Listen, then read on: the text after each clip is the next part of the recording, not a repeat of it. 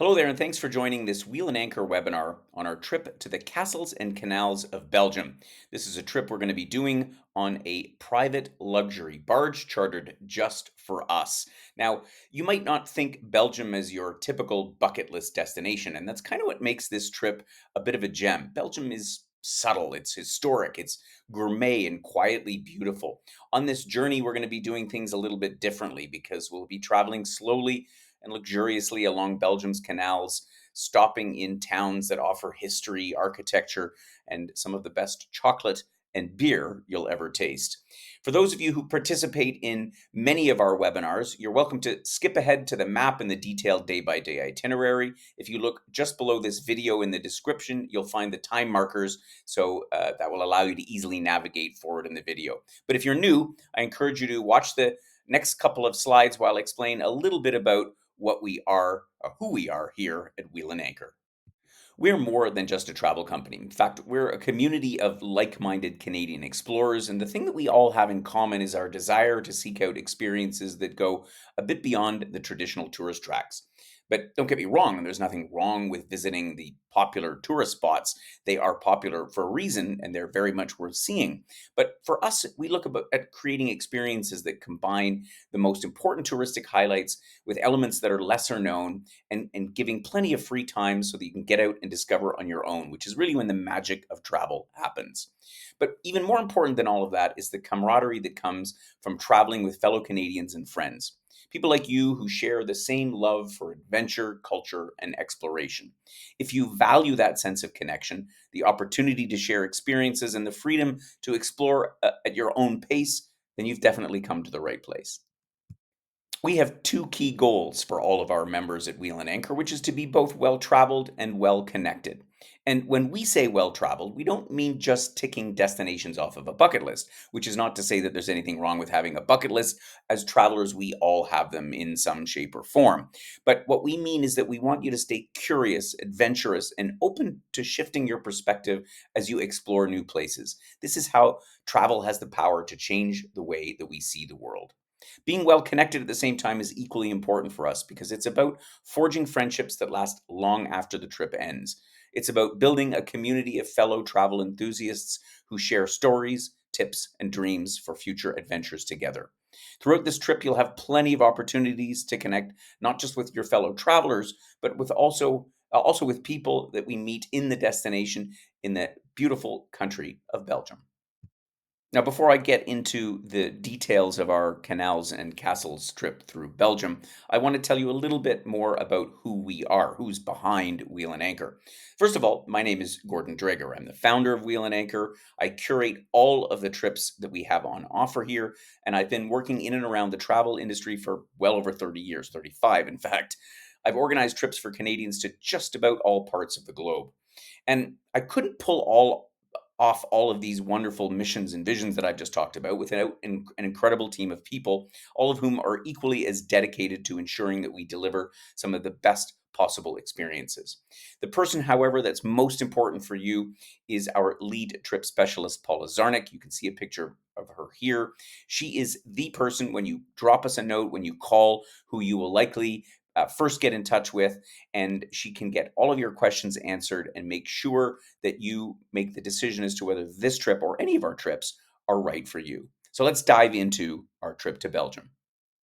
What we're going to do on this webinar is pretty straightforward. I'm going to be your virtual guide. I'm going to take you on a little journey around Belgium and share with you what you can expect from this incredible trip. We'll start off first with a geographical overview, a map, and then I'll walk you through the highlights of each day of this trip. This trip is going to take us for 11 days into the heart of Belgium, a country that's often overlooked in favor of its larger neighbors like France to the south, Netherlands to the north, or Germany to the east. We're going to start off in Brussels, which is, of course, the lively capital of the European Union and a city that blends grand architecture with cozy charm. We'll have a chance to wander the stunning Grand Place, indulge in world class chocolate, and explore the city's deep political and cultural roots before we get on the barge. We then embark on a 6-night cruise, which is going to start off in Halle and take us to the city of Ghent. We're going to pass through a network of peaceful canals and rivers, and along the way, we'll visit towns and villages that feel like they belong to another era. Places like Mons, with its cobbled lanes and food forward culture. Oudenaarde, which is a city of hidden chapels, grand guild halls, and Flemish spirit. We'll marvel at feats of engineering like the Ronquière inclined plane and the towering Strepiteux boat lift, and toast as well to the rising wine scene in Belgium at the Champ d'Eole vineyard. Once we get to Ghent, the journey continues by land. We'll spend 3 nights in this lively medieval city, which is known for its striking towers, riverside cafes, and layered history. We'll take a day trip over to Antwerp, where a city where Rubens, diamonds, and fashion all collide. And we'll make another little side trip over to Bruges, where the canals mirror the Gothic spires and every corner feels like a fairy tale illustration. So rather than trying to check off every highlight, this journey is about moving slowly, staying grounded, and truly absorbing the essence of Belgium, from its canal side tranquility to its cathedral cities and its quiet villages where the beer is cold and the stories run deep. So let me now share with you the day by day details of what you can expect on our trip through Belgium. We're going to start off in the capital of Brussels. It's a city that's pretty easy to reach from Canada. We've got nonstop flights from at least a couple of cities and lots of easy connections to get there. Once arriving at the modern Brussels International Airport, we're going to head downtown. We're going to be staying just outside the historic center at a lovely little boutique property that we've picked out. Now, Brussels might not shout out for attention like Paris or Rome, but it's a city that whispers its charms, and those who listen are often pleasantly surprised with what it has to offer. It is, as I mentioned before, the administrative capital of the European Union, and it's world famous for beer, chocolate, and waffles. But it's a place full of contrast and character, medieval alleyways tucked beside Art Nouveau facades, and cozy cafes next to stately institutions. We'll have the pretty much the whole day to explore on our own. You'll probably want to run right over to the Grand Place, which is considered to be one of the most beautiful squares in Europe.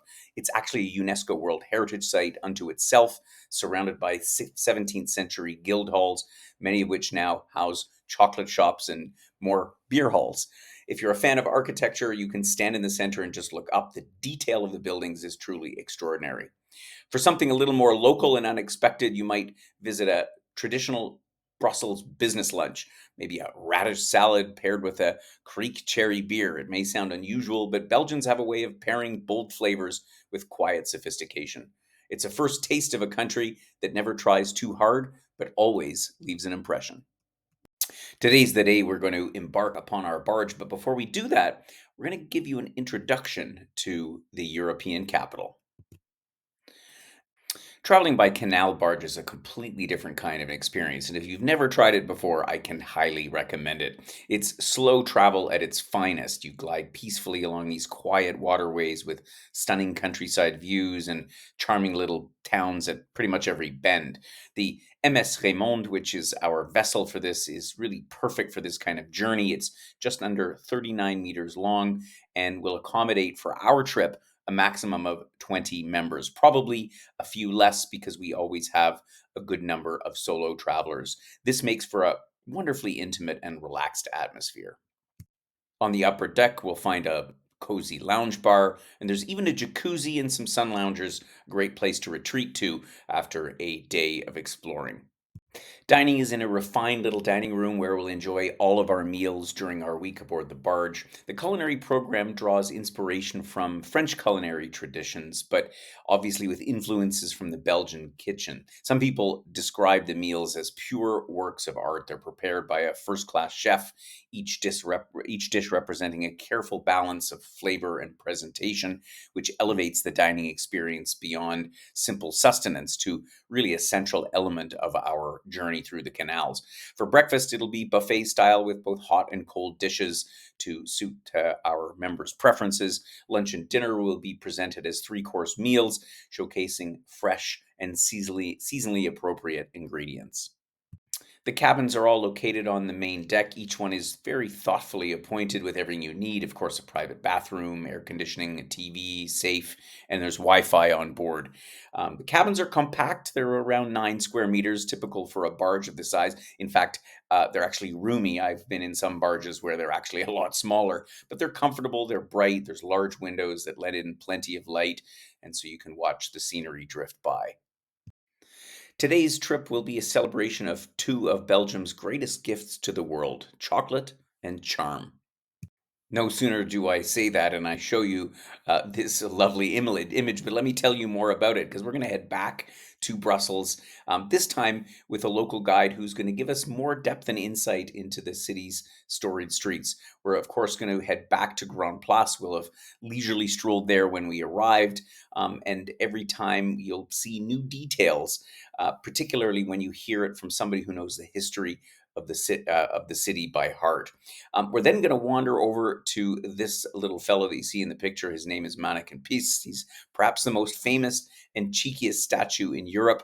It's only 2 feet tall. It's a little bronze boy. He's been standing in this spot since the 17th century, although he's actually been stolen a few times. He's been dressed in thousands of different costumes, and he literally is the most sought after attraction in Brussels, if you can imagine that. But the story will explain exactly why. We'll then wander over to the Royal Saint Hubert Galleries, which is a jewel of 19th century architecture, soaring glass ceilings and a graceful iron framework. The galleries were among the first covered shopping arcades in Europe, and it feels like stepping back into a bygone era. They just don't build buildings like that anymore. But the real treat of the day will be visiting a traditional Belgian chocolate workshop. The reputation for fine chocolate goes back literally to the 1600s, and there are more than 2,000 chocolatiers in the country. We'll get a chance to look behind the scenes, learning about the craft and the care that goes into every praline and truffle. And yes, of course, we're going to be tasting, and you're going to have to take some with you. We'll then head back to our barge. She's going to be docked in Halle. We'll have lunch on board, and then we'll cruise down along the Canal du Centre towards Strepitieux, which is a beautiful stretch of waterway and sets a great tone for the days ahead, where time slows down, the landscapes unfold, and life will just take on a very gentle rhythm. We'll have dinner tonight on board as the countryside glides past our windows. Today's activities will glide us into a chapter of Belgium's industrial ingenuity and culinary pride.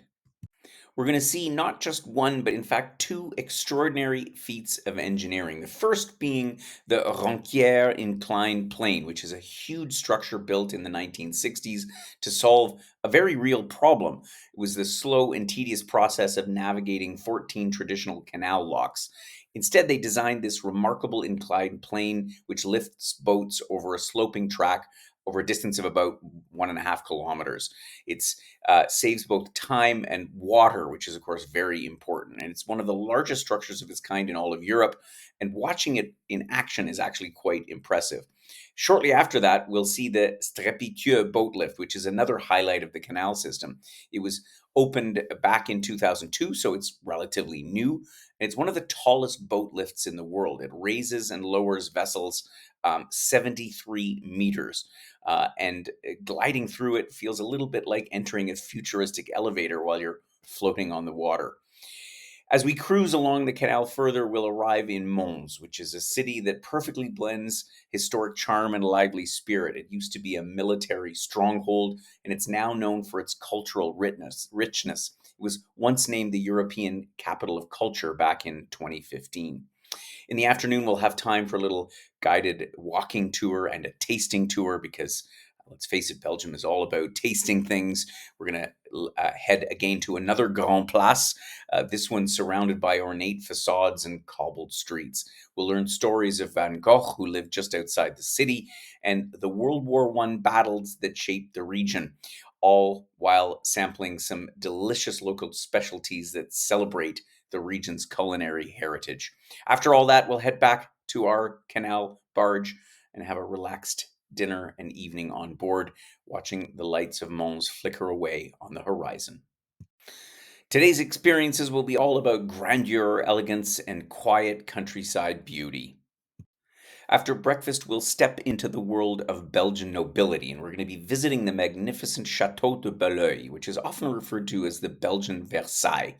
It's nestled in beautifully manicured gardens, a 14th century estate which has been the ancestral home of the Prince de Ligne for more than 6 centuries. In fact, it's one of the oldest noble families in Europe who still reside in their historic residence. Inside the chateau, among all of the historical artifacts, the highlight being a library with over 20,000 volumes and rare manuscripts, many of which were collected over generations as reflections of European thought and culture. As we walk around the halls, we're not just visiting a castle, but rather stepping through centuries of aristocratic life. Next, we'll change gears and head to Chandéol, which is one of Belgium's leading sparkling wine estates, located in the lush hills not far from the French border. This estate was born out of a partnership between a family of Belgian farmers and French champagne makers, and Chandéol has become a rising star in Europe's wine scene. We'll take a guided tour through the vineyard and the cellar, learning how modern techniques blend with traditional methods to create exceptional sparkling wines. Our tasting will include three house favorites: the crisp Bru Blanc de Blanc, the elegant Rosé Bru, and the intriguing Elixir Saint Georges, each one having its own character and charm. It's the perfect way to toast the sophisticated atmosphere of the sophisticated grapes from coming from the Belgian terroir. In the afternoon, we'll head back to our barge and we'll begin our tranquil cruise along the Nimy-Blaton-Perron Canal.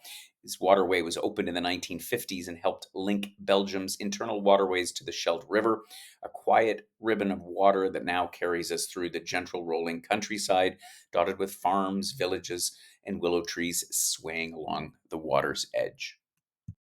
This morning is one of those moments that truly defines the joy of slow travel. We'll drift gently along the canal towards the historic city of Oudenaarde, passing through Tournai, or Dornik in Flemish. And you'll see as we travel around the country that cities have both a French and a Flemish name. We won't actually stop in at Tournai, but it's known for its five-towered cathedral, which we can see from the canal as we slowly cruise past. So this will be a great time to take a seat up on the sun deck and sip on a warm drink as we watch the Belgian countryside unfold. After lunch on board, we'll arrive in Oudenaarde, which is a charming and often overlooked treasure in the Flemish Ardennes. It's not a big town, but it's rich in architectural and cultural gems. And our local guide's going to take us on a little walking tour through the cobble streets, where we'll also get a chance to see the Gothic town hall, considered to be one of the finest in Belgium. Oudenaarde was also a center of tapestry production during the Renaissance era, and the town's prosperity is still evident in the grand facades and well preserved landmarks. In the late afternoon, we'll visit a local distillery where tradition and craftsmanship come together in liquid form. Here, we'll learn about the making of Geneva, which is Belgium's beloved juniper based spirit that predates even gin. We're going to for sure take a sample of a few to discover this warm and earthy character of a spirit that we basically don't even know about in North America. Our barge makes its final leg today on our way towards Ghent, and we're going to make a side trip to the medieval town of Bruges. Now, Bruges is undoubtedly one of the highlights of our trip. It's often referred to as the Venice of the North. It's the kind of place that feels like it's lifted out of the pages of a fairy tale. It's got cobbled lanes and arched stone bridges and beautiful mirror-like canals. The city has preserved its medieval heart with extreme care.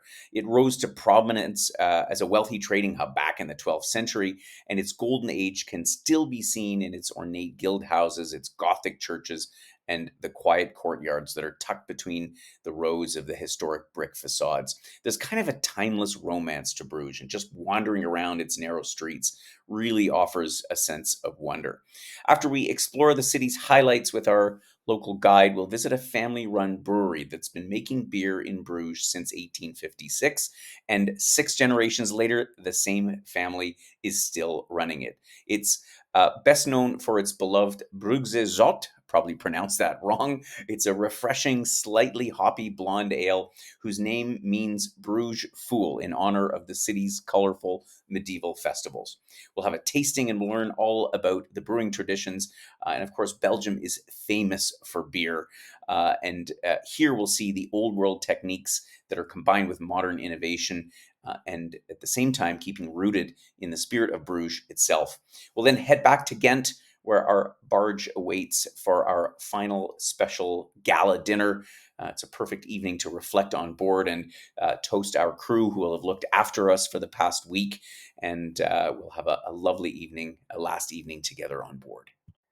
We bid farewell this morning to MS Raymond and her crew who have looked after us so well and begin our journey in the most captivating city of Ghent. Since we'll be arriving in Ghent before check-in time, we're going to just drop off our luggage at the hotel that I'll tell you about in a second. We're going to set off on a guided walking tour to get our bearings and discover some of the city's most iconic landmarks. We'll certainly visit St. Michael's Bridge, which has postcard perfect views in every direction, as well as majestic St. Bavo's Cathedral, which is home to the world famous Ghent altarpiece made by the Van Eyck brothers. We'll also visit the formidable Gravenstein Castle, which is a medieval fortress right in the city center, and stroll the scenic Grassley and Cornley quays, where gabled guild houses line the riverbanks, each one telling a story of Ghent's golden trading days. Perhaps later that evening, we'll head back to the castle. They have a fantastic bar underneath it. Um, Ghent is a city of contrast. It's got Gothic architecture, Renaissance grandeur, all of which sits us alongside vibrant street art, cozy cafes. It's got a youthful energy that's driven by its large university population. It's lively without being overwhelming, and historic without feeling like you're stuck in time. After our tour this morning, we'll have lunch at a local restaurant, sample some regional flavors in a relaxed setting, and then we've got the rest of the day to just explore and unwind and visit this amazing city. You might want to try a Trappist beer on a quiet terrace, visit one of the many museums in the city, or just lose yourself in the charming, winding alleyways. I just want to say a couple of words about our hotel in Ghent because it's truly an absolute gem. It's the 1898 The Post. It's a boutique hotel that is built inside the former post office of Ghent. It's got high ceilings, arched windows, and vintage decor. It perfectly blends 19th century charm with modern sophistication. As soon as you approach it from the outside, it looks like a castle, and the feeling inside is amazing. It's a small hotel as well. It only has about 16 rooms. So we're blessed to be able to include this hotel, which I'm sure you will thoroughly enjoy. Today it's off to the diamond capital of Antwerp. We're going to head off by local train and sample some of the excellent public transportation network that Belgium offers. Antwerp is known as Belgium's diamond capital. In fact, it's one of the most important port cities in Europe. It's been a hub of trade and culture literally for centuries. Back in the Second World War, it became a key site in the liberation of Belgium, and Canadian forces actually played a pivotal role in securing the city and its strategic harbor. And to this day, many locals still speak warmly of Canada's contribution during that time. It's a meaningful connection for us to reflect on as we explore the city. Our guided walking tour is going to take us through the historic center. Again, cobblestone streets, grand plazas, ornate facades. This is kind of what we're going to see throughout Belgium. We'll start off at the market square with its storybook style guild houses and the Fountain of Brabo, the mythical Roman soldier who, legend has it, gave Antwerp its name. We'll then stop by at Cathedral of Our Lady, which is an incredible, soaring Gothic masterpiece, home to several works by Peter Paul Rubens, the famous painter. You may have heard his name before, he lived and painted in the city. And just around the corner is Rubens' house, which is a beautifully preserved museum that offers a glimpse into the life of one of the most important Baroque painters of Europe. Another one of the many highlights of the city is the Museum Plantem Moritus, which is the only museum in the world which is named a UNESCO World Heritage Site because of its building and contents. It used to be the workshop of one of Europe's most influential printing dynasties, and it houses the original 16th century presses and the oldest surviving printing presses in the world. So quite a fascinating exhibit. It's not just a city of the past, though. It's also a center for fashion, design, and contemporary art. The influence of its avant garde creative scene is felt throughout the boutiques and galleries that are tucked between all of these historic landmarks. After our tour of the morning, we'll have lunch at a local restaurant, again, sampling some delicious Belgian flavors. We'll have free time to wander around the city, browsing through the shops, maybe popping into one of the many other museums, or just soaking up the lively atmosphere of the city. And then we'll head back to Ghent by train later that day. This day will be our last full day in Belgium, and you've got a whole day to explore the city of Ghent. There's a lot more there than might meet the eye. As with many any of our trips, we always suggest that our members do a little bit of Google research on their own and find out what things might inspire them. But you never know. You might want to visit the Belfry of Ghent, which is a UNESCO listed tower having amazing panoramic views over the city's rooftops and spires. They've got also a very cool museum of fine arts, which has an impressive collection spanning from the Middle Ages all the way through to the 20th century. There's also the SMAC, SMAK, the city's cutting edge contemporary art museum, which is just across the park. You might want to head over to the Vredakmarkt Square. I probably pronounced that wrong, but it translated, it means the Friday Market Square. It's one of the oldest market squares in the whole country, and it's within the area called the Paterschol district, which is a charming medieval quarter with cafes, shops, and history at every bend. There's also, of course, Graffiti Street. I'm not going to try and pronounce that in Flemish. It's a lively canvas of ever changing street art. And of course, there's no visit to the city of Ghent is complete without returning to the Cornmarkt, which is the lively square at the heart of the old town, perfect for people watching and soaking in the city's rhythm. This evening, we'll have our official farewell dinner. It's our chance to share stories and revisit some of our favorite moments, from navigating the majestic canals to sipping sparkling wine in the countryside, and to raise a toast to the new friendships that we will have made and the unforgettable memories of Belgium. After a final breakfast in Ghent, you'll have a private transfer back to the airport in Brussels for either your onward flight or your return flight back to Canada. It's not a long journey. After all, Belgium is a pretty compact country, but within its modest borders, it has an incredible richness of history, flavor, and beauty. It may not shout for attention, but it certainly rewards those who travel slowly and take a little closer look. I've covered a bunch of the highlights of this trip, but of course, if you'd like to get more details, I encourage you to visit our webpage. You'll find the link just below this video in the description box. And there you can also download our detailed trip itinerary, which is a lengthy, full color digital brochure that gives you all the details on the trip, as well as the prices, inclusions, and everything you need to know. And on top of that, we also have a trip specific reference guide, which is kind of like our FAQ, and it addresses some of the logistical questions that you might have when considering a trip like this. Beyond that, if you have any questions at all, of course, we welcome you to give us a shout. You can best do that by dropping an email to Paula. Her email is shown here. You can also give a call to our office, and we will answer any questions that you might have about this or any of our trips. Thank you for joining me on this webinar today about the canals and castles of Belgium. I hope, again, that you've found it informative and useful, and I hope most of all that you'll decide to come along and join us on one of our upcoming trips. If you like this webinar format, you're welcome to subscribe to our YouTube channel. That will allow you to, that will give you a notification every time we upload a new video. Happens usually once or twice a week, every time we release a new trip. In the meantime, wherever your travels might take you, I wish you all the best.